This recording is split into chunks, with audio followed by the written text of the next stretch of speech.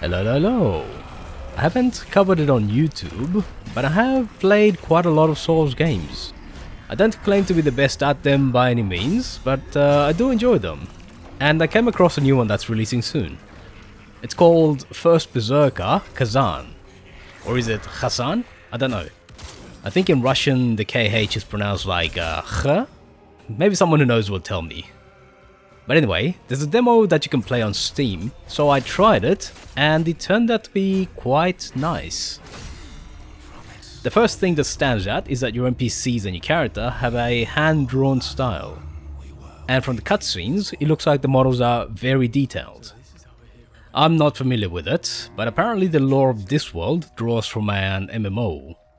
But the gist of it is that you were a hero once, but now the Emperor has declared you a traitor. You've been crippled, and now you've been taken to your execution.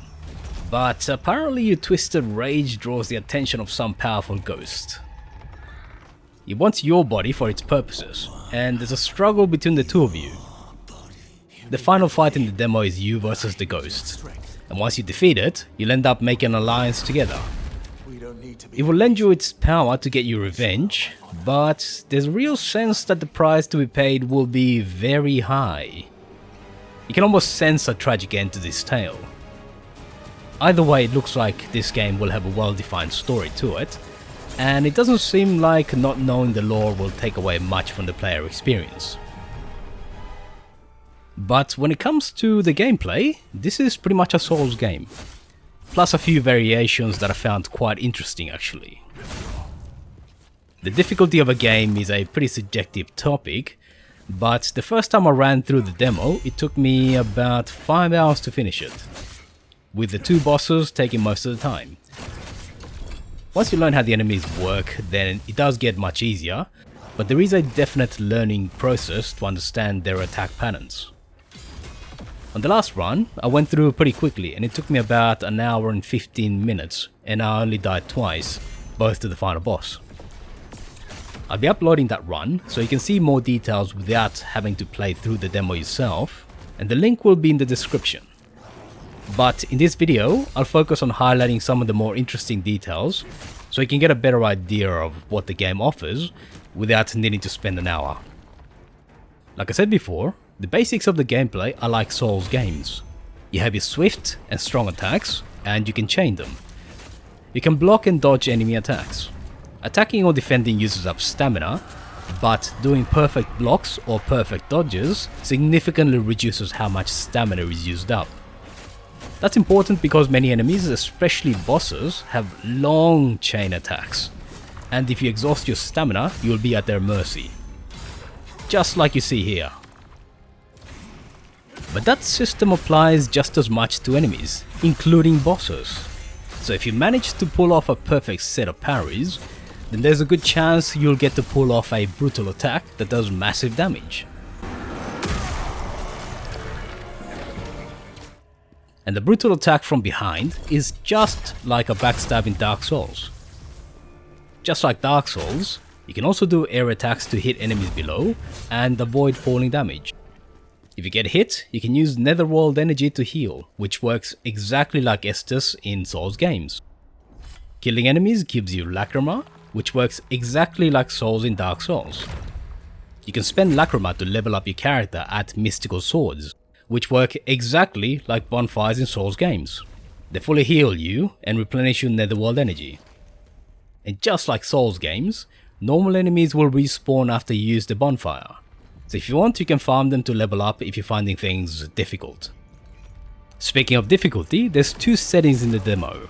You play out normal until you beat the first boss, but after that taste of the game, you can choose to keep going at normal or make it easier on yourself.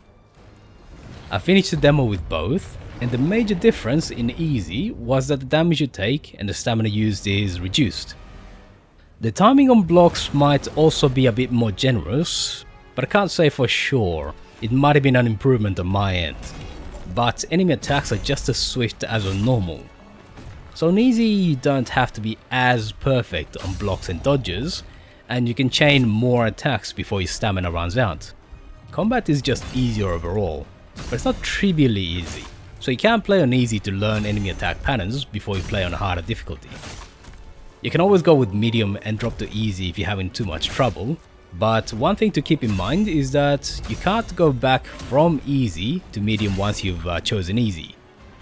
There's also a couple of quality of life tweaks to make things easier for players. One is that a failed boss fight still gives you lacrima, and your lost lacrima can be collected before you fight the boss again. That means that you can level up before facing the boss again, without having to go and fight normal enemies just to get more souls. Even failed boss fights give you some progress. Another one is that there's a consumable that you can use to retrieve your lost lacrima, which is probably useful if you happen to die in a very inconvenient spot. There's also separate skill trees that you can use to upgrade your abilities in general or with a specific weapon. They're completely independent of the leveling system, and you gain skill points by engaging in combat. It seems that pulling off perfect moves or chain attacks gives you more skill, although I have no direct evidence. There are commonalities for each weapon type. For example, they all have skills to reduce stamina usage on blocks or dodges, and they all group skills according to attack type. But within each attack type, there's slight variations that are specific to each weapon. These skills make a big difference, and I'd highly recommend picking a style and specializing rather than spreading yourself too thin. Normally strong attacks are a lot slower, but picking the ability to add strong attacks to swift attack chains made it much easier for me to wear down boss stamina and pull off brutal attacks. Speaking of different weapons, the demo will give you one of each type, and you'll get to try them all and see which one suits you best. The twin weapons are quick, but they have much shorter reach. They're great for people who like to chain attacks. The greatsword has medium reach and slow attacks, but it's powerful. It suits players who are good at timing. And the spear has the longest reach, which is great for players who like to skirmish enemies. Overall, I found the combat to be fundamentally fair. When you take damage or when you get grabbed, you know why it happened. There's times when I felt that the game was pulling off a cheese move, like here. Dodging sideways or running doesn't help at all. Somehow the boss is able to home in on you regardless of what you do, which is something I consider to be cheesy. The only solution is to dodge forward at exactly the right time. This was really the only move in the demo that had me feeling this way. Everything else felt fundamentally fair, which I think speaks well for the design of the combat. Fighting mini-bosses one-on-one felt like a duel, and these encounters were one of the most satisfying in the game. They're not as tough as a proper boss, but still offering more difficulty than normal enemies.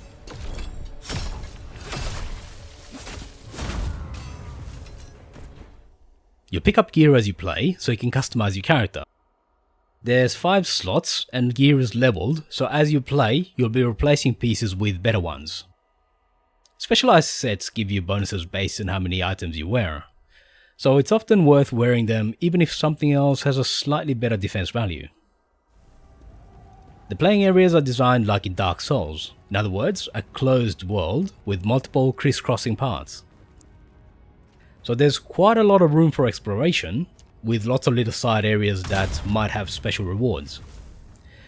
A lot of these side areas have their own mini-bosses guarding these rewards, so you have to balance the risk versus the reward. But usually these fights are well worth the trouble.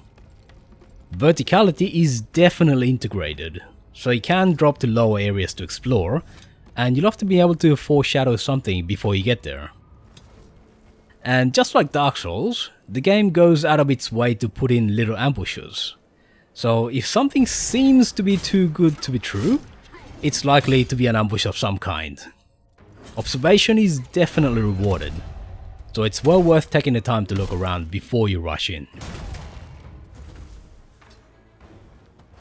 There's also a couple of shortcuts you can activate to let you return quickly. Typically they take you back to a bonfire, so you can rest and replenish your healing.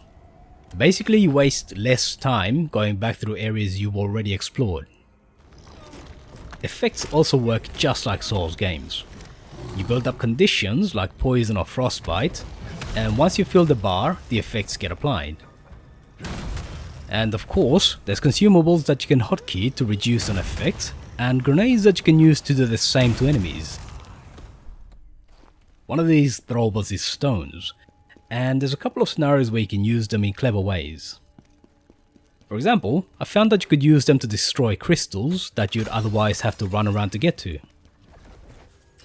And you can use them to distract enemies. So for instance, this enemy patrols around, but by throwing a stone, they break the patrol pattern so I can backstab them. I don't think I've fully explored all the ways to use stones, but it does look like they might make for interesting additions. But by far the thing I enjoyed the most is that different enemies will fight each other. This works because enemies will follow you. So if you manage to pull them into another group of enemies, they'll start fighting each other.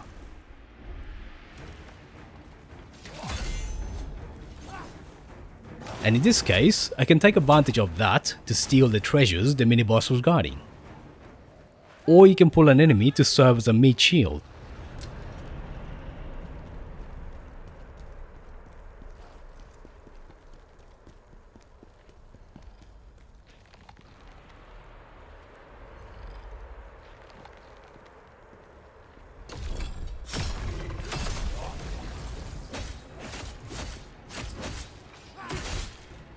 By myself this bear would be much more difficult, but by letting the bear target the soldier, that made the fight much easier than it would be.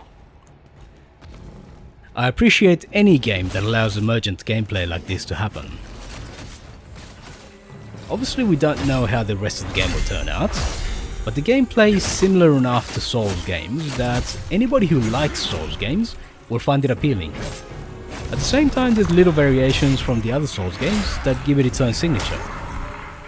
The full game releases on the 27th of March, so about 2 weeks from this video, and from what I've seen it looks pretty good. I'd say that it's worth keeping an eye on, especially if you like Souls type games.